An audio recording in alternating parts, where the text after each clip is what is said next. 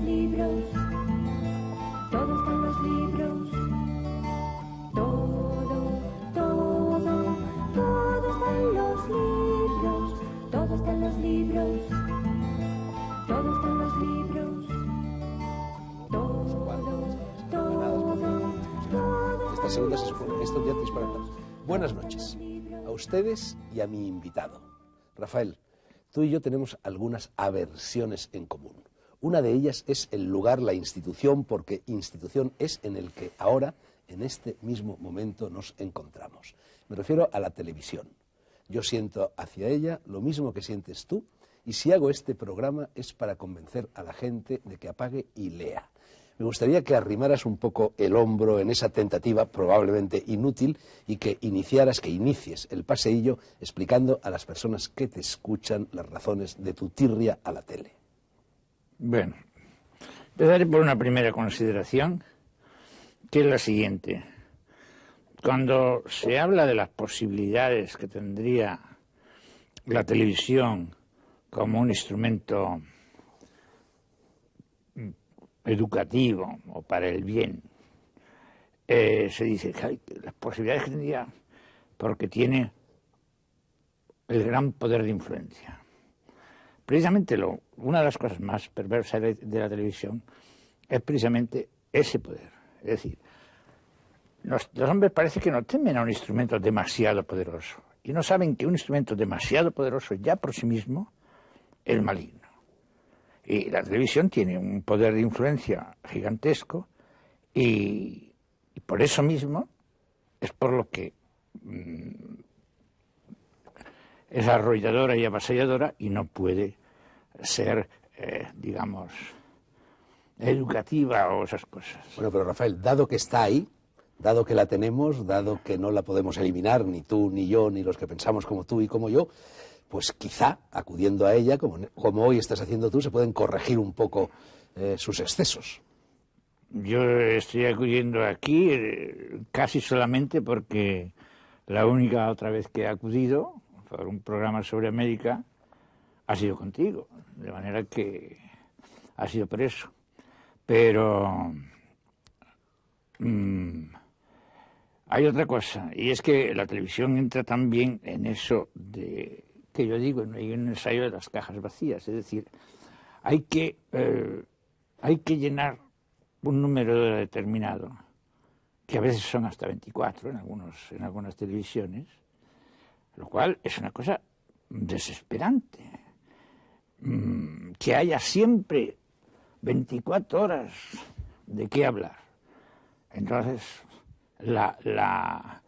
el carácter de relleno que tiene la inmensa mayoría de lo que se urde para cubrir esas terribles 24 horas desesperantes, igual que un periódico tiene que cubrir diariamente 64 páginas, ¿no?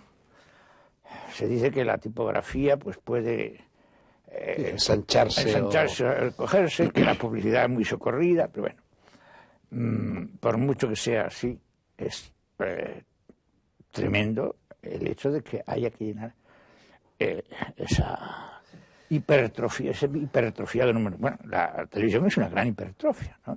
Es como el deporte, está terriblemente hipertrofiado, ¿no?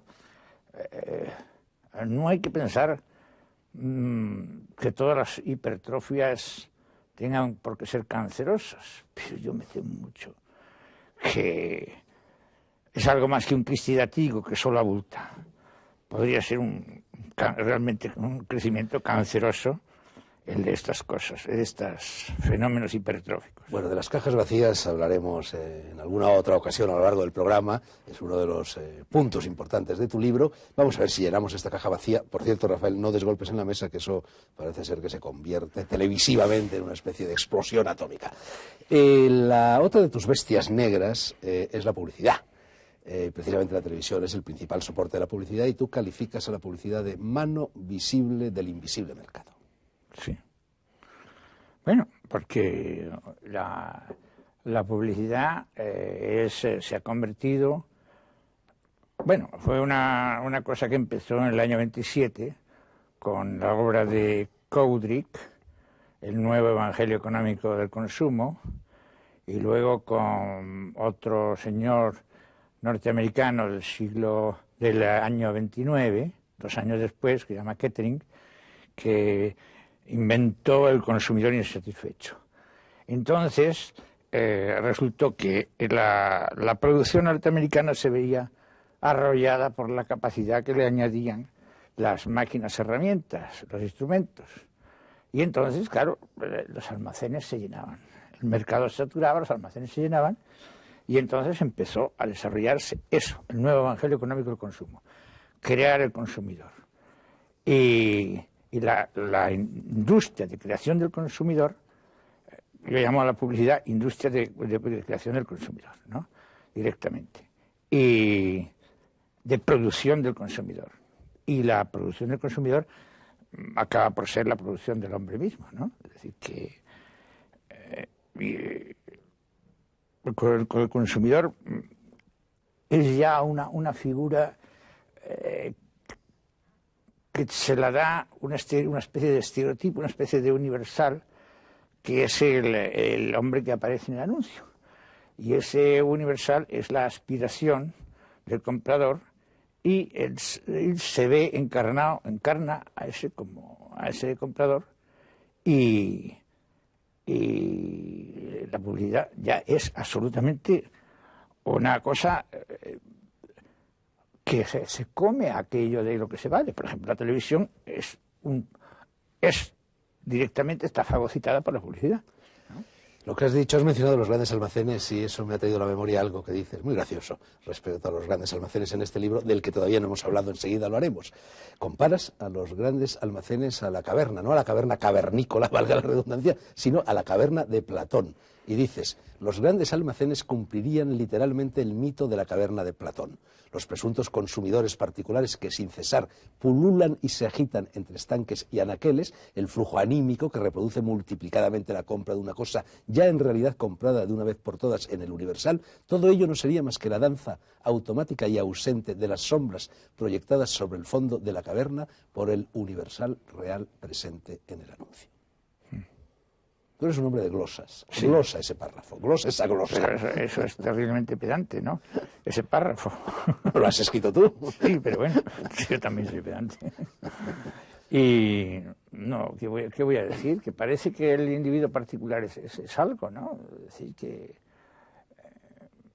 se habla mucho del individuo irrepetible y tal, pero el dominio de los estándares y de los modelos sobre las diferencias individuales es tremendo, ¿no? Y el estereotipo del consumidor dado por el anuncio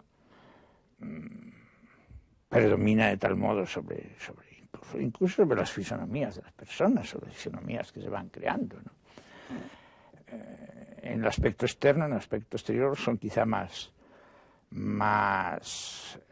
moldeables las mujeres que los hombres, ¿no? Por la industria cosmética, por todo el inmenso negocio que es el consumo femenino, ¿no? El consumo femenino que, claro, lo que ha hecho es, las señoras han entrado en el mercado, pero para que tengan una especie de aspiradora metida en el bolso que se lleva todas las monedas para ese mercado especial de la industria cosmética, que me han dicho que es una de las más poderosas que existen en cantidad de negocio, ¿no? Y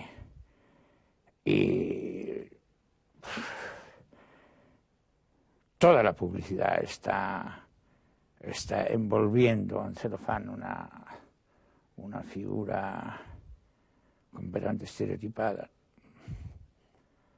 ¿Qué más voy a decir de esto? En La Tierra y a la tele te acompaña tu viejo amigo Agustín García Calvo. ¿Ves a Agustín? Agustín lo veo poco ahora. Está un poco reconcentrado en esas cosas que escribe ahora se le ha dado por escribir los adioses a la vida en La Razón, y quizás esté prolongando demasiado. Agustín y tú sois seguramente entre quienes escriben en España los que utilizan un periodo más largo, más castellano en el profundo sentido de la lengua castellana, más barroco, en fin, eso que se llama hipotaxis, es uno de los puntos centrales de este libro. Sí, no sé si Agustín es tan hipotáctico como yo, pero hay un poco de vicio en lo de la hipotaxis, hay un poco de regodeo, ¿no? De manierismo. Regodeo, yo procuro no regodearme, ¿no? Cuando noto que me complazco demasiado, bien que sea una frase, pues bueno, uno siente a veces una cierta aversión a su propia... Después de haberlo escrito y publicado, que es lo malo, siente una especie de aversión hacia su propia petulancia, ¿no? La tremenda petulancia. Y yo me noto algunas veces, ¿no? Esa manera tan despótica de estar cargado de razón, que es una cosa...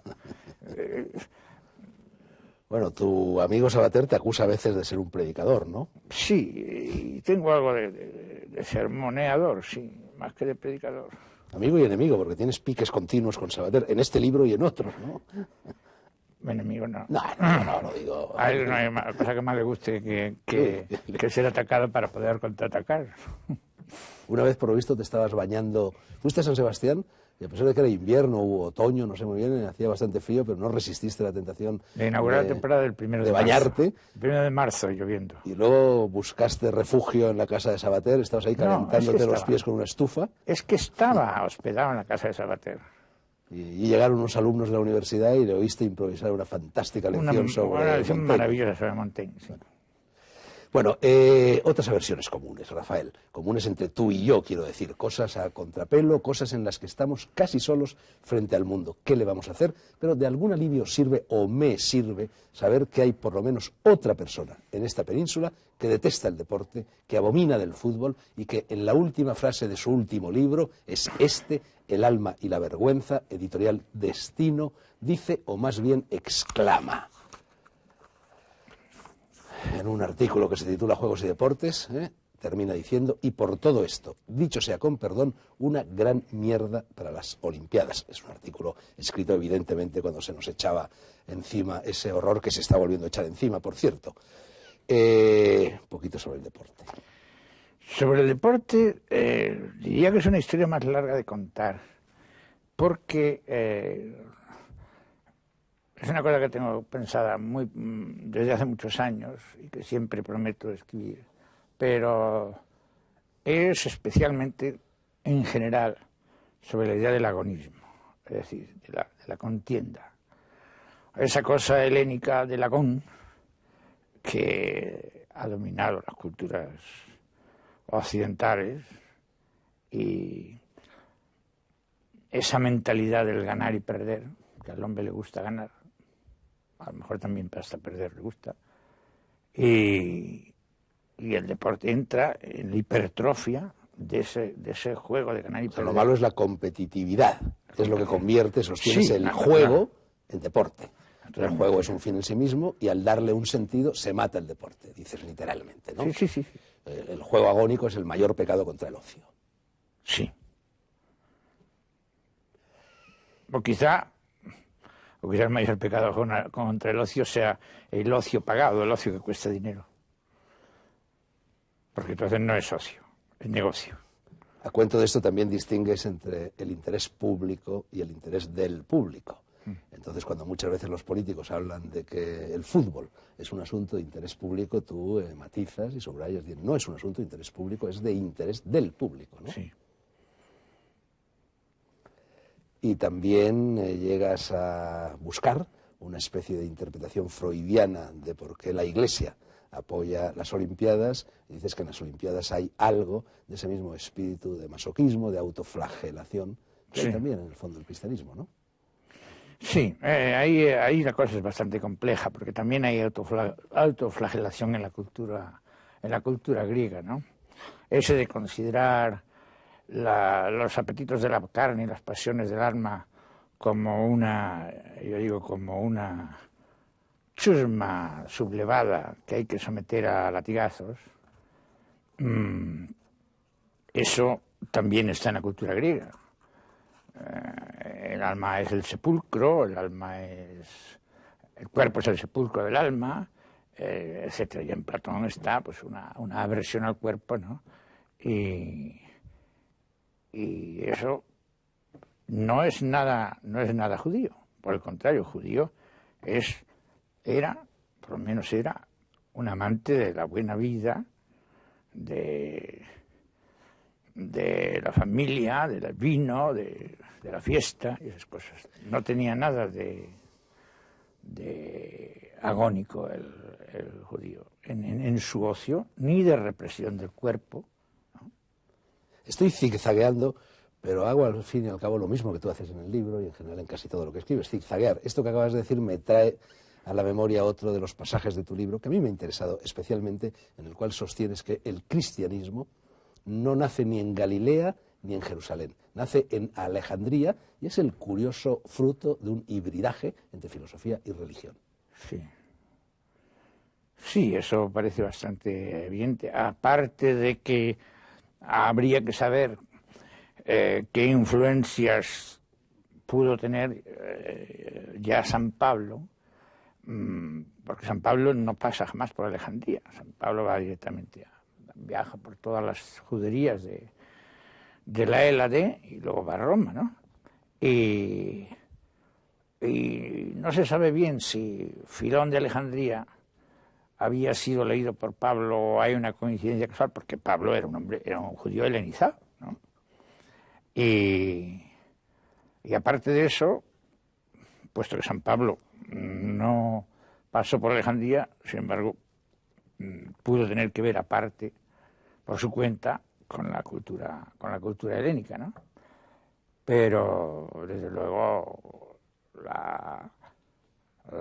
después de Pablo, o sea, antes del año 100 incluso, antes del año 100 después de Cristo. Los golpes, Rafael. No, sí, te interrumpo. Si tú dices que el cristianismo nace en Alejandría, en realidad lo que nace en Alejandría es lo que se llama gnosticismo. Sin embargo, el cristianismo luego condena a los gnósticos por herejes. El cristianismo se está negando a sí mismo, está negando sus verdaderos orígenes al condenar a los gnósticos. El gnosticismo yo creo que no nace solo en Alejandría. No, pero tenía Alejandría bastante relación con el gnosticismo, especialmente había Orígenes, tenía bastante relación con el gnosticismo. Y Orígenes estaba en el filo de la navaja, porque Orígenes veía que si intelectualizaba demasiado el cristianismo, se le escapaban las masas peregrinantes y llenas de devociones y esas cosas. Y si hacía demasiado populista el cristianismo, esa intelectualidad que iba a suministrar, esas familias que iban a suministrar al fin los obispos y toda la intelectualidad de la Iglesia, pues al mismo tiempo se retraía, ¿no?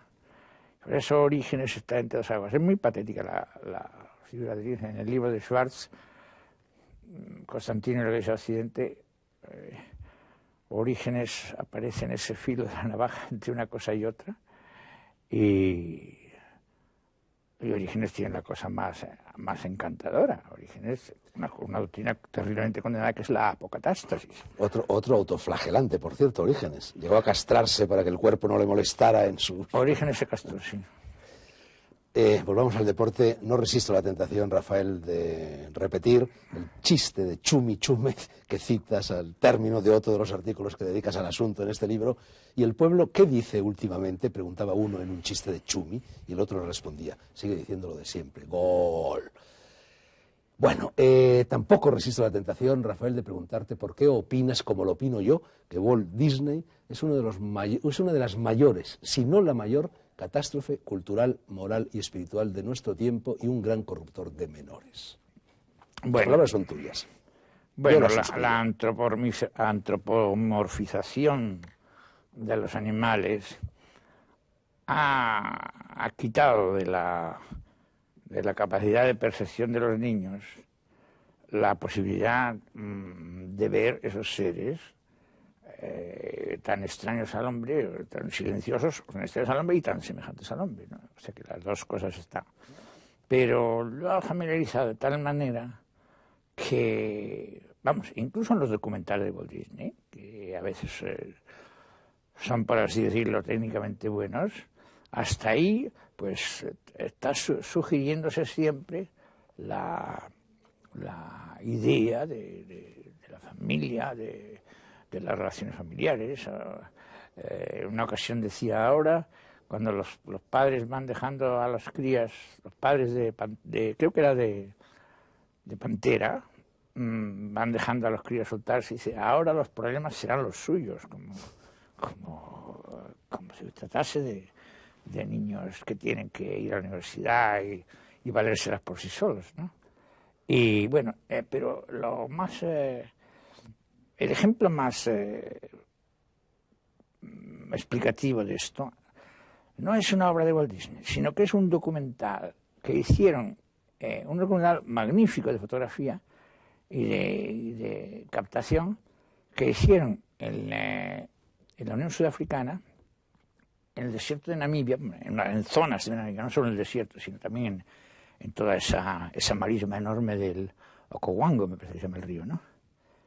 Y esto ya casi en Botsuana, sí, es la parte norte. Está todavía dentro de Namibia. Parte y la otra parte en Botsuana, sí. Y ahí salían una serie de orugas, de las mariposas, pero en la fase de oruga, todas muy distintas, cada una de las cuales andaba de una manera. Y entonces el cámara lo que hacía es, ahí tienen ustedes la señorita coqueta que sale para la peluquería. Ahí tienen ustedes al borrachín que vuelve para su casa tambaleándose por la mañana. Ahí tienen ustedes. Y entonces no se veía el gusano, se veía porque estaban muy acertadamente puestas las comparaciones. Pero tú lo que veías eran caricaturas de personas. Pero eran por lo menos 20 orugas, cada una de ellas caracterizadas. Entonces, la manera de borrar de la vista la oruga como oruga, ¿no? Y ver el personaje cuya caricatura estaba haciendo, era una manera de obturar por completo la percepción, ¿no? Sin embargo, hay algo por lo cual tú, Rafael, le deberías estar agradecido a Walt Disney. Tú abominas también de la profesión del literato, hablas del grotesco papelón del literato, y Walt Disney ha contribuido poderosamente a cargarse la mejor literatura para niños de nuestro siglo. Ha destruido a Peter Pan, ha destruido a Alicia en el País de las Maravillas, ha destruido el Libro de la Selva, etcétera, etcétera, etcétera. Incluso ha destruido otro de los personajes que tú detestas especialmente, que es el Pinocchio de Collodi. No, el Pinocchio de Collodi no lo detesto. Digo que es un libro muy mediocrito. Pero el Pinocchio de Collodi tiene una cierta sugestión. Voy a decir que, sin embargo, la única cosa en que tiene imágenes que están bastante bien, Walt Disney, es en Alicia en el País de las Maravillas. Solo imágenes, solo representaciones. Sí, pero se carga el espíritu del libro. Sí, por supuesto. No. Pero, por ejemplo, el gato risón se llama, ¿no? No sé. El gato de Chester. Sí, bueno, el que se ríe, el gato que se sí, ríe. Ese sí. no está mal representado. Hay algunas salvedades. Hombre, cuando Walt Disney hizo una de las primeras sinfonías tontas,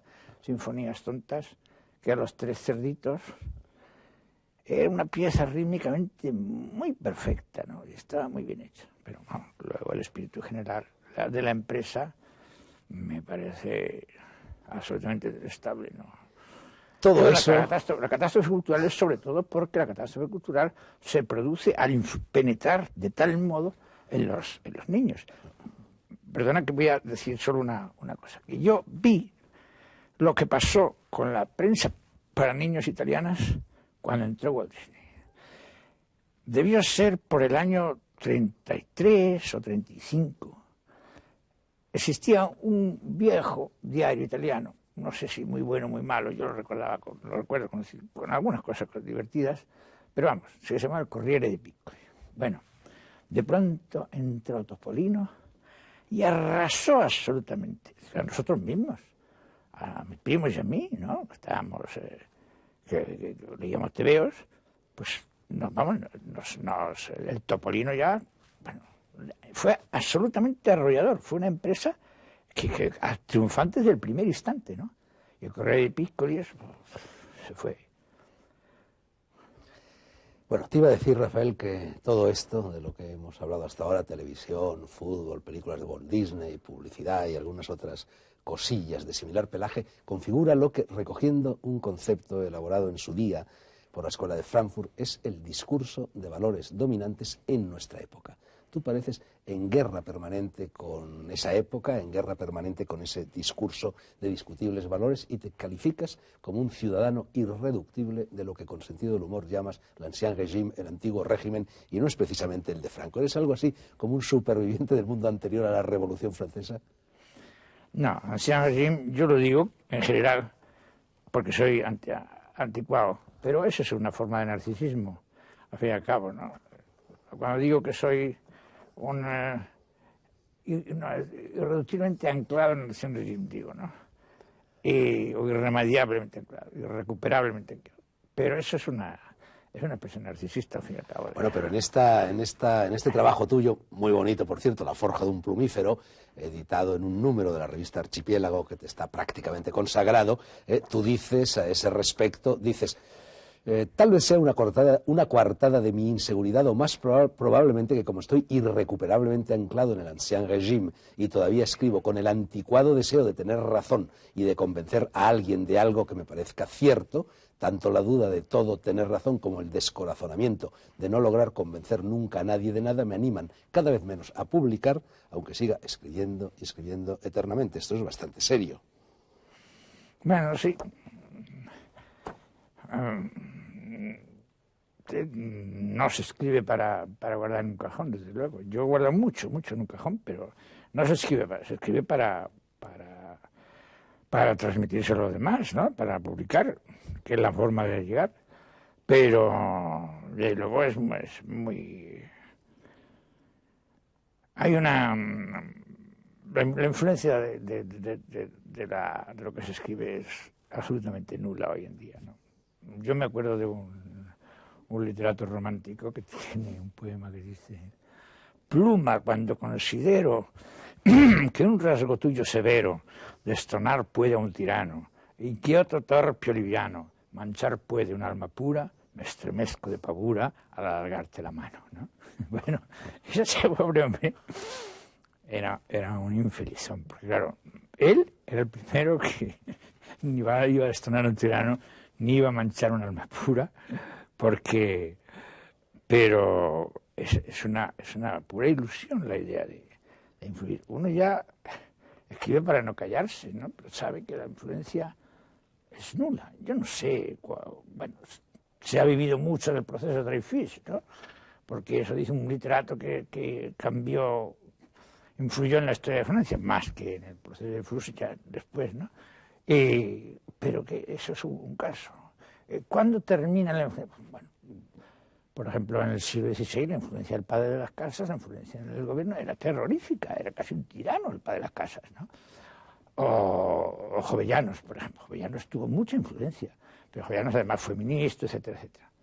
O sea que desde ciertas posiciones, pero después la influencia que tiene la palabra escrita es cada día más ínfima, es que no se mueve una hoja por la palabra escrita. Rafael, lo siento, no está en mi mano evitarlo, llega a eso que tanto detestas, la publicidad. Bueno, tranquilos.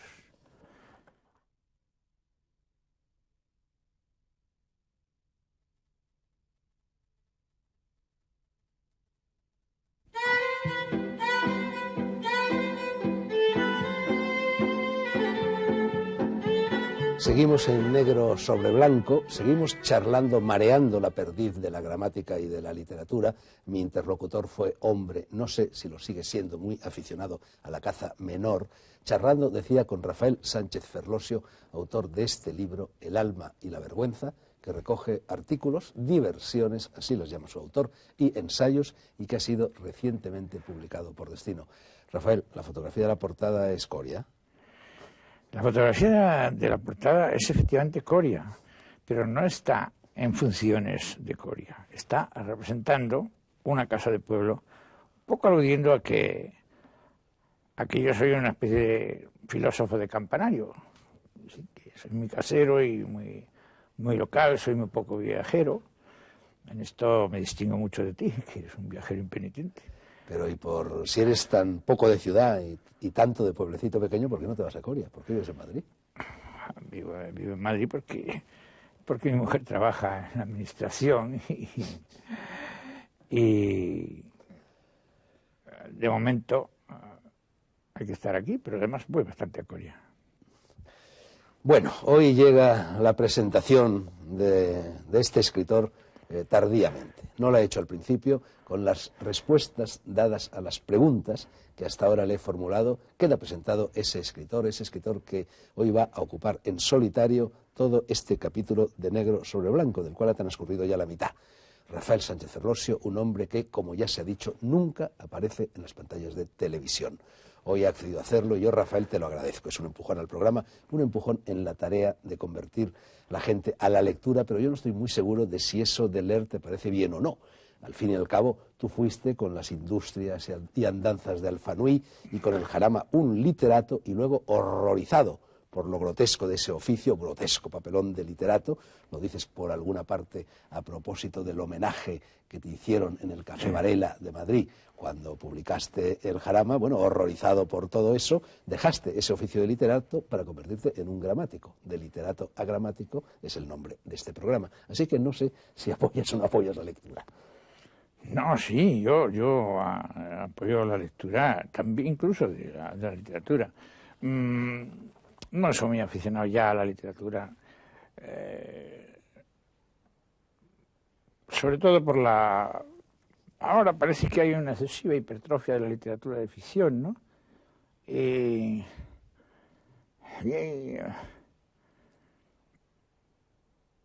Vamos, voy a decirlo con un experimento, que cuando voy en el metro veo a varias personas leyendo, predominantemente mujeres, chicas jóvenes predominantemente leyendo. Y yo siempre hago disimuladamente por ver los títulos, a veces. Y veo que domina la literatura de una manera tremenda. Sobre todo la novela, ¿no? Sobre todo la novela, sí, vamos.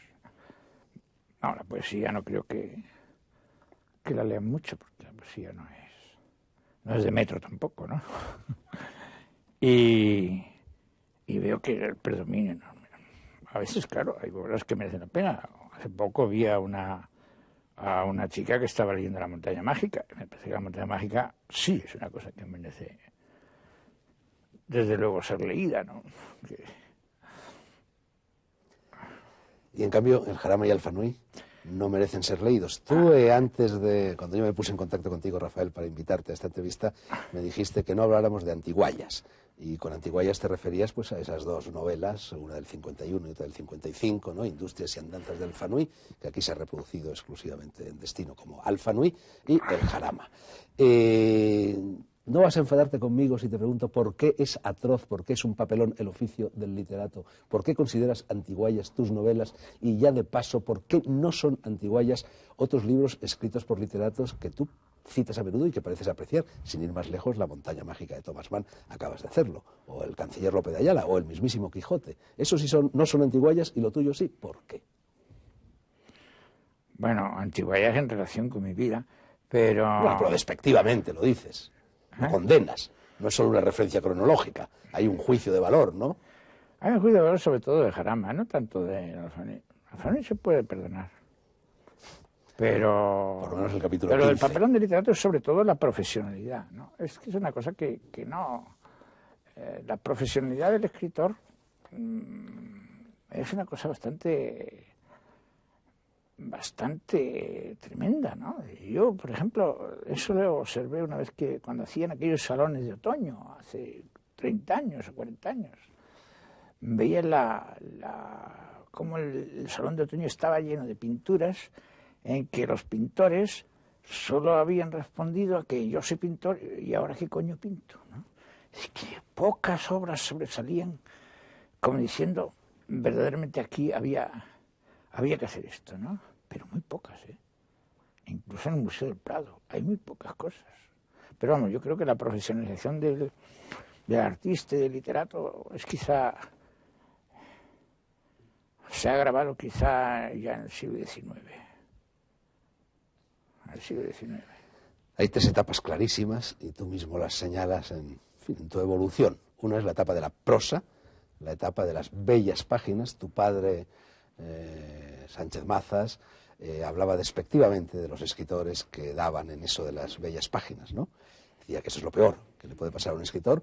Y bueno, por ejemplo, Alfanuy era un libro lleno de bellas páginas, pero también has dicho de él que al menos en el capítulo 15 se destrozaba la prosa, esta etapa de la prosa. Se destrozaba lo de la bella página y eso salva un poco el libro. No, de todas maneras estaba diciendo que hay una etapa de la prosa, otra del habla y otra de la lengua. Explicaremos luego lo del habla y lo de la lengua. Vamos con esto de la etapa de la prosa. Pues la prosa, ese capítulo era un ejemplo de bella página, era precisamente un ejemplo de lo que yo aborrecí enseguida, aborrecí después. Entonces he leído mal tu apunte autobiográfico, No, que no. me parecía que Ahí cuando ponía hablas allí un ejemplo de bella página, que es una descripción así muy gratuita. Por cierto, te ha debido molestar que diga 15º, porque paradójicamente, una paradoja más, tú sostienes que hay que decir 12º y no No, duodécimo. a mí me sale espontáneo decir 12º y 11º y esas cosas, me sale espontáneo. Quizás sea porque en italiano no distinguen entre la fracción y el ordinal, ¿no? El italiano diciendo undicesimo, tredicesimo, pues dicen lo mismo del ordinal que de la fracción, ¿no? Como tú sabes muy bien. Y a mí no me sale, tanto es así que mi hermano me señaló un error, que puse ahí un invento, a ver cómo era. Me parece que era,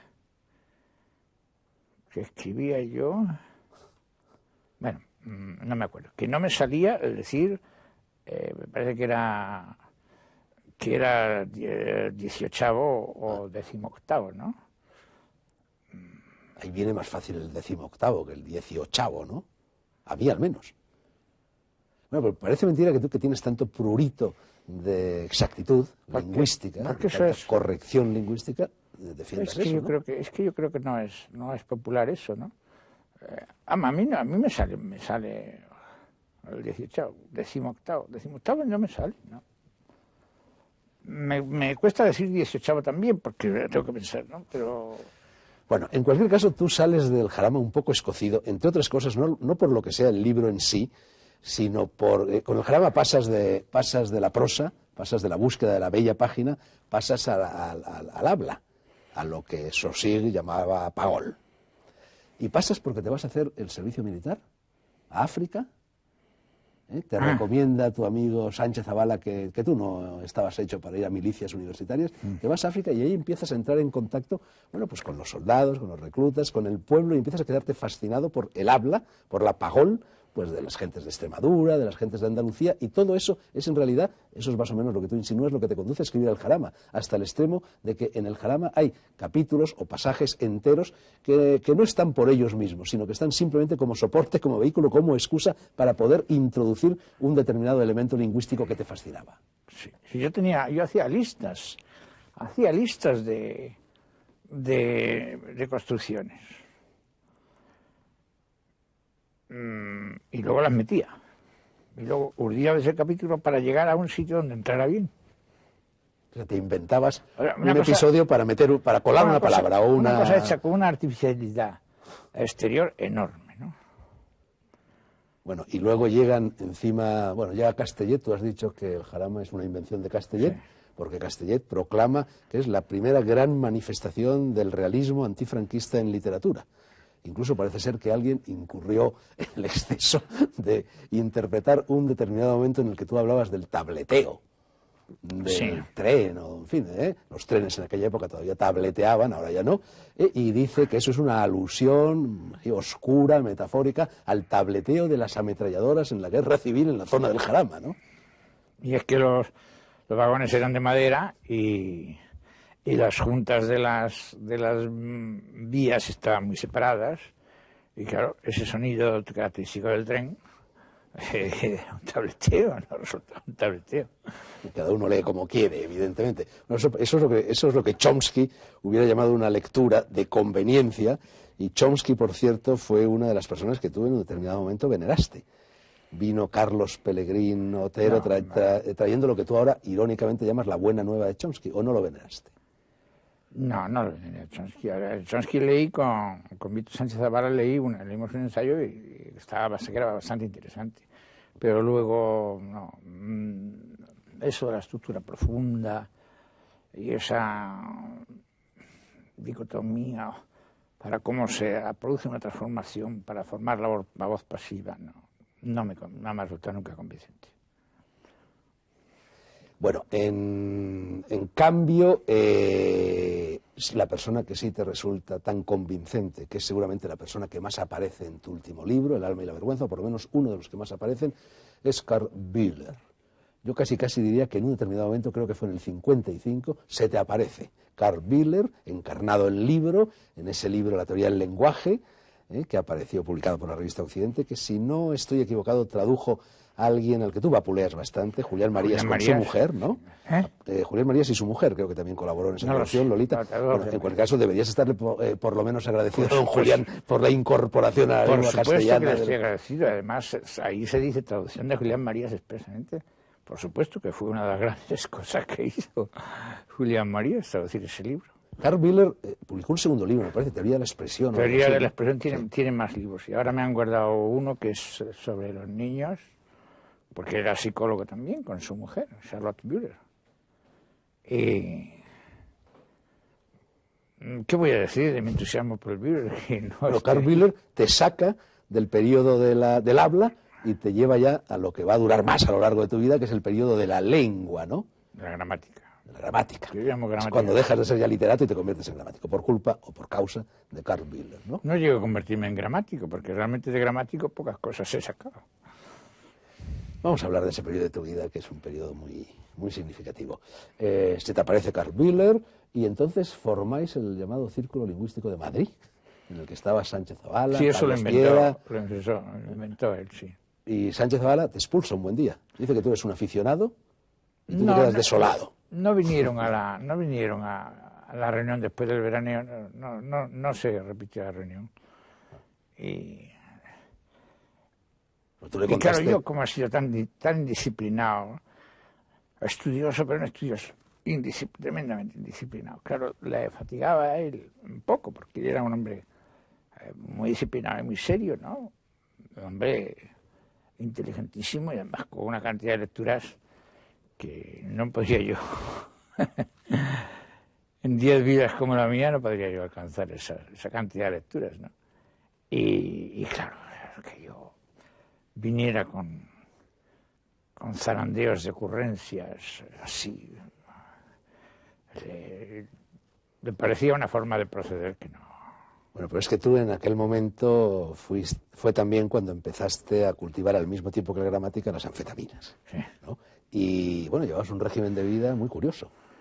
A mí me ha estremecido, yo ya sabía, ya conocía aquel régimen de vida, incluso alguna vez llegué a estar en aquella habitación que tenías tú en Ronda, ¿no? Estaba completamente cerrada por cortinones para que nunca entrara la luz del día, para que todo fuera iluminación artificial, y te pasabas allí, entre la gramática y las anfetaminas, 4 días consecutivos, es decir, 96 horas, apuntando y apuntando y apuntando, escribiendo y escribiendo esos infinitos cuadernos, y luego dormías durante 24 horas, te despertabas durante esas 24 horas únicamente en un par de ocasiones para comer y beber, volvías a conciliar el sueño, y luego te pasabas 3 días yendo con tu hija, que tenía entonces pues muy pocos años, a los parques, al Museo del Prado, etcétera. Y esa vida la llevaste durante 15 años o algo así, ¿no? Por ahí. Del 57 al 72. Sí. Sí, pero no, sobre todo del 57, sí, podemos decir hasta 57 al 70, podemos decir. Bueno, tanto monta. Luego ya pero de verdad, hice otra obra pero de verdad se pueden trabajar 4 días con 4 noches sin dormir. Se pueden trabajar. Son muy rentables los 2 primeros días. Y luego ya es que se deja de tomar anfetamina y por inercia se queda uno sin poder dormir, con insomnio y con ya una capacidad muy disminuida.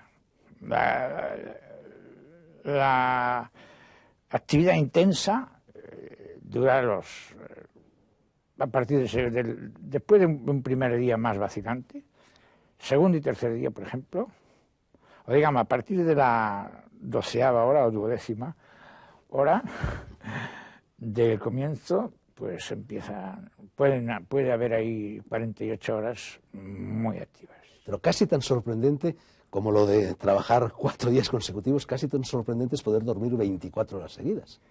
No llegué nunca a 24 horas sin despertar, llegué a 18, eso sí. Pero despertando muy poco.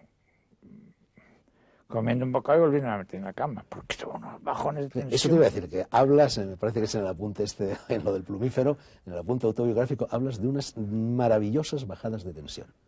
¿Por qué maravillosas? ¿Qué te pasaba en esas bajadas de tensión? Qué maravilloso, pues. Flotabas, No sé. veías ángeles, estabas en el nirvana. No, la bajada de tensión es que la bajada de tensión era insoportable si tenías que estar de pie o moverte, ¿no? Pero estando en la cama, bueno, es que estabas en cualquier postura, divinamente, ¿no? Se perdía el sentimiento del cuerpo, ¿no? Y bueno, y todo eso te condujo a un solipsismo. A eso y a la deformación de tu caligrafía, cosa que parece ser que te preocupó bastante. Luego luchaste para recuperar la caligrafía. No siempre, hubo momentos ya de mucha deformación, sí, pero era a ratos, no eran las puntas. Pero he leído por ahí que tú dices que la caligrafía es un considerable freno al Alzheimer. Bueno, eso es Bueno, ya, por supuesto que es una salida, pero en fin, ¿por qué le das tanta importancia a la caligrafía? Ahora la vuelves a tener como al principio. No le doy mucha importancia, no. No sé, solo que se escribe, cuando se escribe caligráficamente se escribe con un poco más de lentitud, con más paciencia, se piensa mejor la frase quizá, y la caligrafía simplemente para que se pueda leer aquello, ¿no? Tu agente Carmen Balcells dijo en la presentación del libro que tenías algo así como 200 o 300 veces más páginas escritas de las que has publicado. Eso es hipérbole. Ya 200 o 300, cuando ya se hace un salto de 200 a 300, Ya poca exactitud ahí. ya hay poca exactitud. Y eso es como el 40 de los árabes, ¿no? Es como 40 días y 40 noches, o 40 años de guerra. 40, ya sabes que los árabes lo usan como una cantidad muy grande, ¿no? Y no, qué sé yo, ¿quién puede calcular? Digamos, para aproximarnos más, pues menos de 100, posiblemente. Pero todos esos cuadernos y cuadernos y cuadernos que Sí, escribías son en aquella muchos, época son muchos, sí. Y eso está archivado, está abandonado en cajones, No, en está baúles. en cajones bien guardadito. ¿Tú crees que eso servirá para algo alguna vez? No creo que sirva para nada. Porque ahí va a haber cantidad de errores y cantidad de repeticiones y cantidad de todo. No quiero ni pensar en ello, porque hay hallazgos, sí. Oye, Pero Rafael, pocos. y lo de durante 12 o 13 o 15 años, da igual, hacer eso que hacías, ¿no te dejó machacado? Tenía una capacidad de recuperación muy grande. Tenía una capacidad de recuperación muy grande. Hasta los 40 o 45.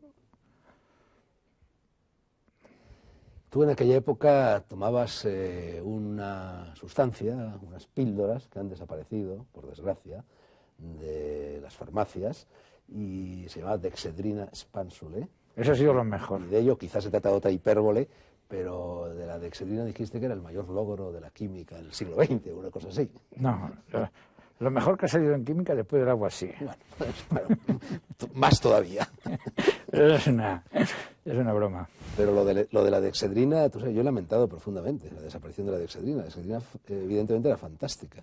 Era la mejor, de las anfetaminas era la mejor. Bueno, y en eso llega la democracia y prohíben. En las farmacias, tenía yo un farmacéutico que era un caballero y que nos inmutaba, le pidiera lo que pidiera. Todos tenemos algún amigo farmacéutico así. Yo también lo tenía, pero llegó un buen momento en que el farmacéutico me dijo: Fernando, la dexedrina ya no se fabrica. ¿No se fabrica siquiera? Y yo entonces busqué el laboratorio, me puse en contacto con el jefe norteamericana de Relaciones Públicas aquí en Madrid, del laboratorio que lo importaba, lo que fuera, y me dijo que efectivamente ya no se fabricaba. Pero era un animal irregular. Era una patente norteamericana, No sé dónde era la patente, desde luego aquí había un laboratorio que era, por lo menos el que la distribuía, no sé si el que la fabricaba. Era la mejor. Mucho mejor que la centramina. Yo tengo una nostalgia de la dexedrina terrible. Yo ganaba todas las semanas una noche al tiempo, gracias a la dexedrina, y eso se ha acabado. Ahora tengo una noche menos a la semana. Y luego pasaste a tomar adelgazantes, porque tienes palabras muy críticas con razón hacia los adelgazantes, que tenían una carga de speed, una carga anfetamínica, pero que verdaderamente eran malísimos. Y es lo único que hay ahora. Sí, ahora han quitado 4 adelgazantes. No, yo ahora no uso ni nada. Pero alguna vez el Catovich, pero digámoslo en voz baja. ¿Por qué? Está. Lo prohibirán Pero también. ahora, hace pocos días han quitado El 4 adelgazantes que yo no conocía, ¿no? Bueno, yo tengo un ángel de estos, una farmacéutica maravillosa que me envía, y me había enviado el año pasado varios adelgazantes de estos, y entre ellos estaban esos que acaban de retirar. Lo oí el otro día, hace ¿sí? 2 o 3 días por la radio mientras me duchaba y me quedé estremecido. Pero entre cantidades mínimas de anfetamina, ¿no? Sí, Había un Bustaid sí, también. también. Bueno, Rafael, en la época esta de la gramática y las anfetaminas, publicas las Semanas del Jardín. Las Semanas del Jardín eran 3, pero la tercera nunca se llegó a publicar. La tercera está también, dices literalmente, pudriéndose o secándose en cualquier cajón. Sí, la tercera no está acabada, ¿no?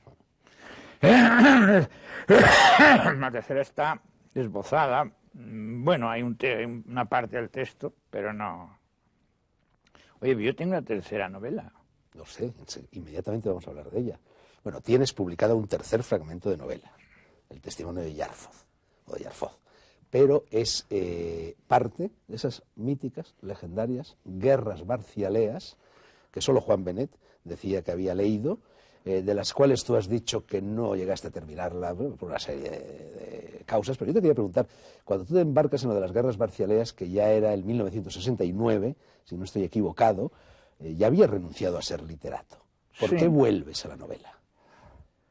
No sé, porque tuve una ocurrencia y establecí un diálogo entre dos personas que hablaban de un puente que se había construido y había pensado en no sé, ese diálogo pues, me metía con los pastores y decía que porque los pastores se iban apoderando de unos islotes de un lado y del otro del río, que eran 2 pueblos distintos. Salió de ahí y luego eso se proliferó y se multiplicó, pero sí proliferó como a matorrales dispersos, ¿no? Y no es una cosa. Sí, tengo en la cabeza Un crecimiento un cierto metastásico. plan. Sí, Pero tú siempre has dicho que hay una parte de las guerras barcialeas que sí salvarías, que es el episodio de los babuinos mendicantes. sí. Por eso saqué El testimonio de... sobre todo por salvar ese episodio y alguna otra cosa. Antes, vuelvo un poco atrás, tú nunca has sido hombre muy de grupo, pero en fin, antes del Círculo Lingüístico de Madrid, habías tenido un primer conato de grupo con Alfonso Sastre y José María de Quinto, y te marchaste de ese grupo porque fueron al Café Gijón, conocieron a Enrique Jardiel Poncela, se quedaron obnubilados por Enrique Jardiel Poncela, y a ti eso te irritaba muchísimo, porque en cambio a ti Jardiel Poncela no te gustaba nada. Yo nunca me separé de ellos así tajantemente, ¿no? Sino que simplemente cuando estaba Jardiel Poncela no lo soportaba. Era muy antipático. Pero eso fue que dejé de frecuentarlos una temporada, ¿no? Conservé la relación con ellos mucho tiempo. He leído un pasaje a propósito de aquella época de la anfetamina, en la cual después del gran palizón te ibas 2 o 3 días con tu hija por ahí, algo muy bonito.